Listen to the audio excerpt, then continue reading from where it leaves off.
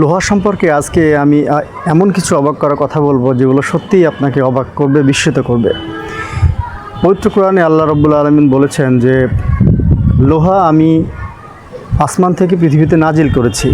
অর্থাৎ সূরা হাদীদের 25 নম্বর আয়াতে আল্লাহ পাক এই কথা বলেছেন।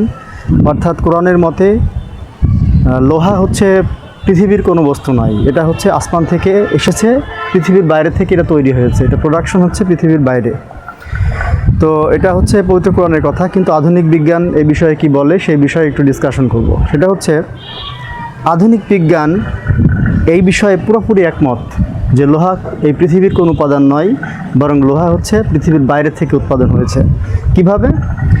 কারণ লোহা উৎপাদন করার জন্য যে পরিমাণ তাপ এবং চাপ শক্তি প্রয়োজন, সেই রকম তাপ এবং চাপ পৃথিবীতে নাই। সেটা বলার জন্য আমি কয়েকটা এক্সাম্পল দিলে বুঝতে পারবেন আশা করি। সেটা হচ্ছে সাধারণত পানিতে যদি আমরা 100 ডিগ্রি তাপমাত্রা দিই তাহলে পানি ফুটতে শুরু করে, এবং 100 ডিগ্রি যদি উপরে চলে যায় পানি বাষ্পে পরিণত হয়। হ্যাঁ, একইভাবে যদি আমরা লোহাকে গলিয়ে ফেলতে চাই তাহলে সেই ক্ষেত্রে আমরা যদি 1538 ডিগ্রি সেলসিয়াস তাপমাত্রায় লোহাকে রাখি তাহলে লোহা গলতে শুরু করবে। হ্যাঁ, আবার যদি লোহাকে 2826 ডিগ্রি সেলসিয়াস তাপমাত্রায় লোহাকে নিয়ে যাওয়া যায় তাহলে লোহা গলে বাষ্পে পরিণত হবে। তো এইটা হচ্ছে সর্বোচ্চ 2826 ডিগ্রি সেলসিয়াসের কথা বললাম। কিন্তু মজার ব্যাপার হচ্ছে এই লোহা তৈরি করতে যে পরিমাণ তাপ লাগবে সেই তাপের কথা যদি বলি তাহলে আপনারা রীতিমতো অবাক হয়ে যাবেন। সেটা হচ্ছে লোহা তৈরি করতে সাধারণত 200 থেকে 500 কোটি ডিগ্রি সেলসিয়াস তাপমাত্রার প্রয়োজন, যেটা পৃথিবীর কোনো জায়গাতেই নাই, এমনকি সূর্যেরও নাই।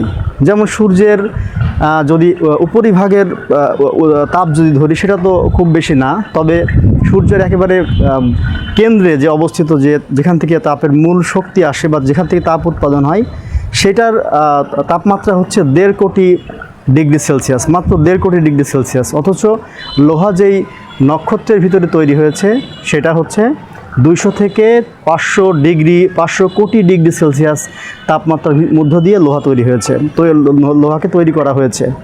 তো এটা সম্ভব হচ্ছে মহাকাশে এমন কোনো নক্ষত্র আছে যেই নক্ষত্রের কেন্দ্রের তাপমাত্রা 200 থেকে 500 কোটি ডিগ্রি সেলসিয়াস এবং তার চাপ অত্যন্ত প্রবল, এবং সেখান থেকে লোহা তৈরি করা হয়েছে এবং সেখান থেকে লোহা হচ্ছে পৃথিবীতে নাজিল করা হয়েছে। যেমনটা আল্লাহ বলেছেন সেমনটাই বর্তমান বিজ্ঞানীরা, সায়েন্টিস্টরা পুরোপুরি একমত।